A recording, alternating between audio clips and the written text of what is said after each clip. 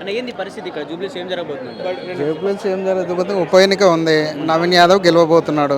ఇది 100% పక్కా.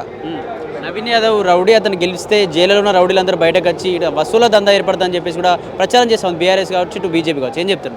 రౌడీ అనేది ఆయన రౌడీజం చేసినట్టు చూపించిన వాళ్ళు వేళ మాటలకు వచ్చినాయి కాబట్టి రౌడీలు అని చెప్తారు, కానీ అంత వాళ్ళు చెప్పినంత ఏం లేదు.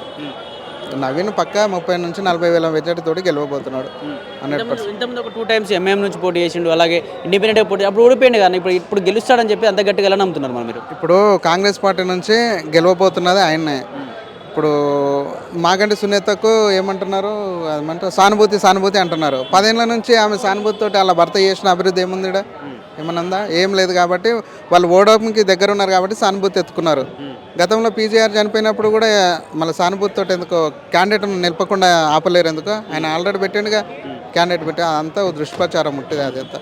ఇక్కడ పీజీఆర్ చాలా మంది పీజీఆర్ను మర్చిపోయిన వాళ్ళు ఉంటారు. ముసలి వాళ్ళు చాలా రోడ్లు వేసిన విషయాలు కావచ్చు, అన్నీ కూడా కానీ చేసిన అభివృద్ధి పనులు అన్నీ గుర్తు చేసుకుంటూ ఉంటారు ప్రజలు. ఇక్కడ పీజీఆర్ వాళ్ళ కూతురు ఒక పార్టీలో ఉంది, కొడుకు పార్టీ ఉంది. ఇట్లా ఓట్లు చీలిపోయే అవకాశం లేదంటారు మరి? ఏం లేదు అంటే అప్పట్లో అదేంది పీజీఆర్ నుంచి ఇండ్లకెళ్ళి ఇక్కడ టికెట్ రాకుండా టీఆర్ఎస్లోకి పోయి టికెట్ తెచ్చుకున్నాడు ఆయన.